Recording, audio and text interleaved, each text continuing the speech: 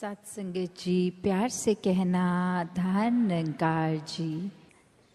जीवन में ये परमात्मा की प्राप्ति, ये उद्देश्य, तो दैट हम जब भी संगत भी आते हैं अगर, तो एक ये मन में बात आती है कि शायद किसी से कुछ क्लैरिटी रूप पूछना है, कुछ और मन के भाव, तो वो एक ये प्लेटफॉर्म, एक क्योंकि जो यूथ है वो कैसे आगे मिशन को भी लेके जाना है जहाँ, तो खुद को पहले पूर्णता से इस के साथ या आइडियोलॉजी के साथ अलाइन करके फिर ही आगे वो संदेश भी पहुँचाने के लिए संभव होगा।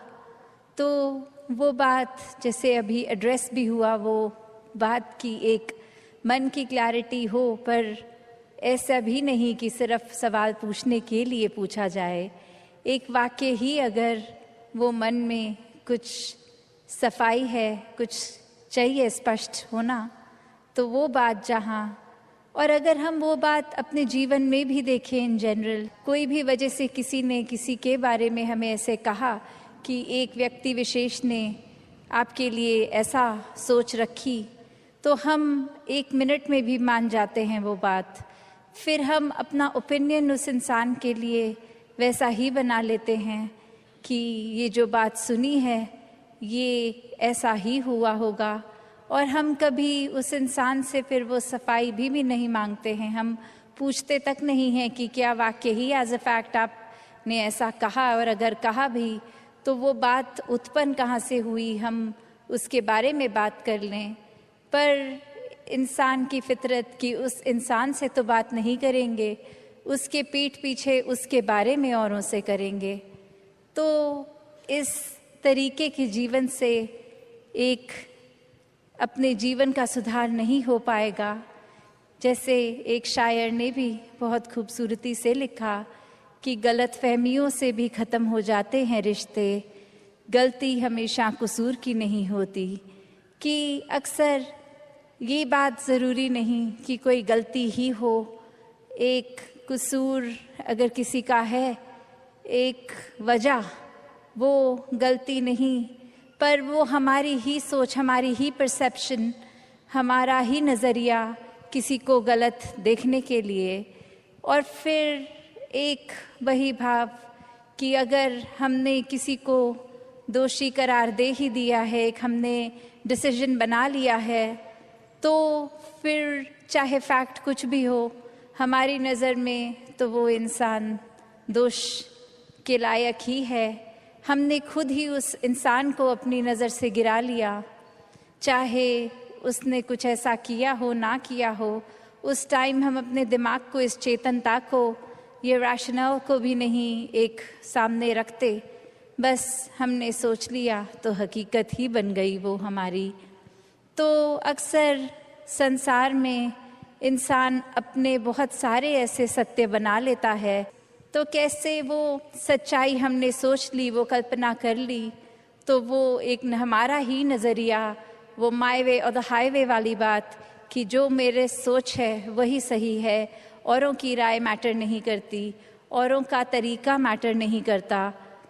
तो ऐसी सोच अगर है तो हमारी ग्रोथ कहाँ है उसमें।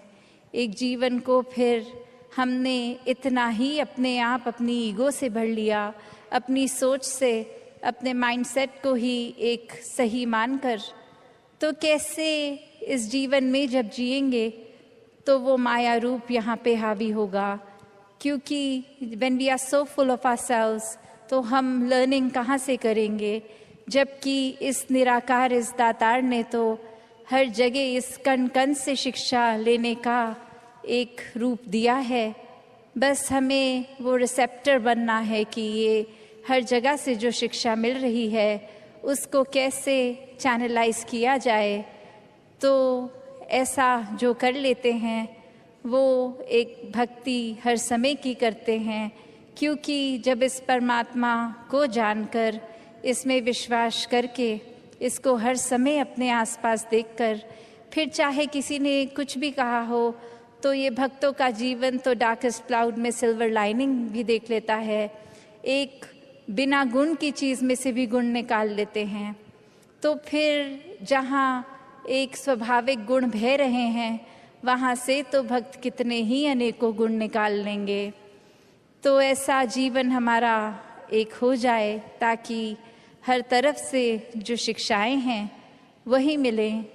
वरना तो एक अगर अक्सर ऐसे भी जो उदाहरण देखने को मिलते हैं कि हमारी सोच इसने तो कभी ख़त्म नहीं होना, हमारी इच्छाओं ने भी कभी ख़त्म नहीं होना, एक वो सैटिस्फैक्शन, एक कंटेंटमेंट की बात, ये तो माया का ही रूप। क्योंकि अक्सर हम ये भी सोच लेते हैं कि माया सिर्फ एक मटीरियलिस्टिक चीज़ है, माया सिर्फ जो आँख देख सकती है वही है, चाहे वो एक घर हो, पैसा हो, एक और चीज़ें। पर अक्सर ये जो सूक्ष्म रूप की माया है, जो एक ये सोच में भी आ जाती है, क्योंकि इस परमात्मा को इस पल में देखना है, इसको ये लिविंग इन द मोमेंट वाली बात। तो ऐसे बात पे ये जो इस पल में इस परमात्मा के एहसास में रहना, वो ही एक एहसास है। वरना तो ये सिर्फ माया रूप चीज़ों, वस्तुओं, रिश्तों से ऊपर ये सोच में भी आ जाती है। तो कैसे एक ये वही बात हो गई, जैसे एक कहानी भी है कि एक इंसान, उसको एक थोड़े से कुछ लोग मिले और आगे वो इंसान सारे जा रहे हैं, कहीं रास्ता ख़राब है, तो वो एक डिसीजन बनाते हैं कि will go ahead as a group, ताकि कोई बात है भी तो इकट्ठे कोई वो रास्ता आराम से निकल जाएगा। और फिर वहीं वो बातें चल रही हैं जहाँ हर कोई अपने जीवन के बारे में बता रहा है, अपने डिज़ायर्स, अपने गोल्स। एक इंसान उनमें से जो बहुत ही सूझवान, संतमति वाला, उसको एक कुआं दिखता है और वहाँ एक बाल्टी जिसमें से वो उस कुएं में से पानी निकाल सकते हैं। पर वो देखता है कि ये बाल्टी का बेस तो टूटा हुआ है, तो एक वो बॉटमलेस बाल्टी हो गई। तो वो इंसान वहाँ रुककर प्रिटेंडिंग टू बी थर्स्टी, वो उसकी प्यास बुझाने के लिए पहले उस बाल्टी में से जब पानी निकालता है, तो जब तक तो वो बाल्टी पानी के अंदर है वो भरी हुई दिखती है। पर जैसे ही वो वाटर के सरफेस से ऊपर उठा ली गई, अब उसमें पानी कहाँ टिकना था। पर वो बार बार ये कर रहा है और बाकी के लोग देख रहे हैं कि ऐसा क्यों किया जा रहा है। और वो कह रहा है कि नहीं, अब मैंने ये ठान ली है बात कि जब तक ये बाल्टी को भर के मैं इसमें से पानी नहीं निकालूंगा तब तक घर नहीं जाऊंगा। तो अब ये फूलिशनेस साउंड कर रही है बाकी आसपास वालों को, और वो कह रहे हैं कि ये पॉसिबल ही नहीं है, आपने ऐसा एक गोल क्यों बनाया है जो अचीव ही नहीं हो सकता। तो और ऐसा करोगे तो हम सब तो आगे निकलेंगे, आप अकेले ही यहाँ रह जाओगे। तो बात वो समझाने की उनको फिर यही कहता है कि शुक्र है you bought this point up, क्योंकि हम सबको पता है ये बॉटमलेस बकेट है, इसको भरा नहीं जा सकता। तो हमारी सोच, हमारा मन भी ऐसा ही बॉटमलेस है। ये डिज़ायर्स भी आएंगे, ये एक इच्छा की पूर्ति होने के बाद दूसरी ने भी आना है। तो हमें एक, अगर हम उस भरोसे रहेंगे कि एक एक चीज़ आती रहे, उसको चेकलिस्ट में हम टिक